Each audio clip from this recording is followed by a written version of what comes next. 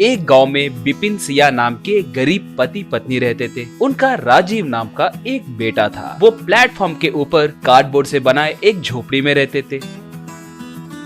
बिपिन उस गांव में साइकिल पंक्चर का दुकान चलाता था।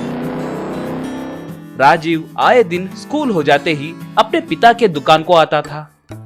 एक दिन बिपिन, मैंने तुम्हें यहाँ आने से कितनी बार मना किया था, फिर भी तुम क्यों आ रहे हो रे? जाओ जाकर अपना होमवर्क करो।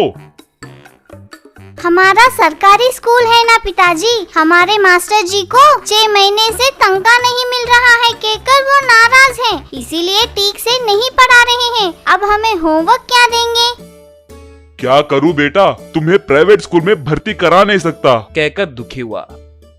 एक दिन राजीव अपने झोपड़ी के पास, माँ, पिताजी, मैं आपसे स्कूल नहीं जाऊंगा। मैं पंक्चर कैसे करना है अच्छे से सीख गया हूँ और आजकल मुझे पढ़ाई करने में दिलचस्पी नहीं है। देखे तो यही सही है लग रहा है जी, बड़ा होने के बाद ये पंक्चर डाल के भी जी लेगा।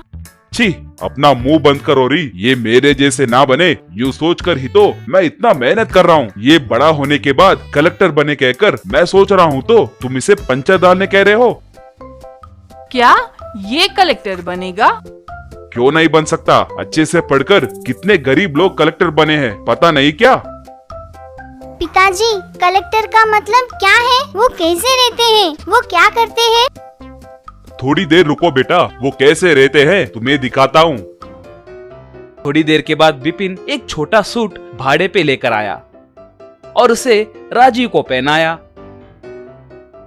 राजीव अपना सूट देखकर, अरे वाह, ये सूट तो मस्त है पिताजी। क्या कलेक्टर आए दिन यही पहनते हैं? हाँ बेटा, ऐसे ही एक पूरे जिले पे शासन करते हैं, लोगों के मुश्किलें दूर करते हैं, सबको सारी सहूलतें देते हैं, गरीब लोगों को सहारा भी देते हैं और बहुत सारे अच्छे काम करते हैं बेटा। तो फिर मैं जरूर कलेक्टर बनूंगा पिताजी, आपकी कसम, कहकर पिता को सैल्यूट किया। बिपिन सिया उसे देखकर बहुत खुश हुए।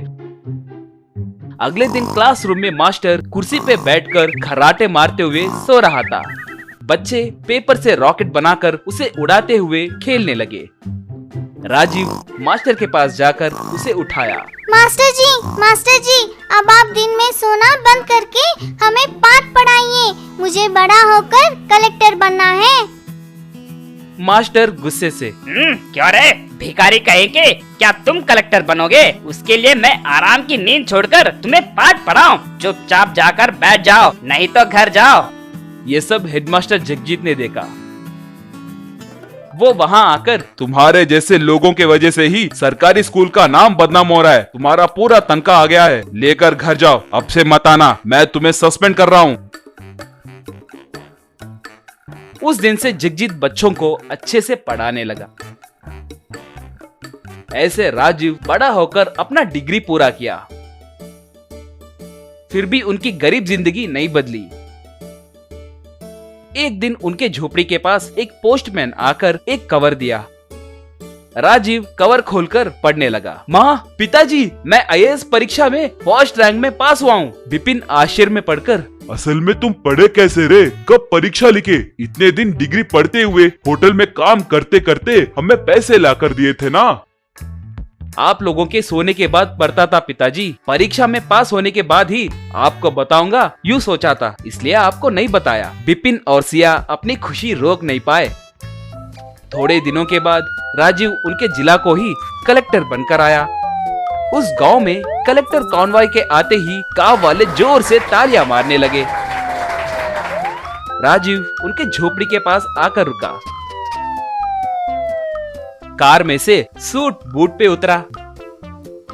बिपिन और सिया को राजीव का बचपन याद आया। दोनों के आंखें भर आई।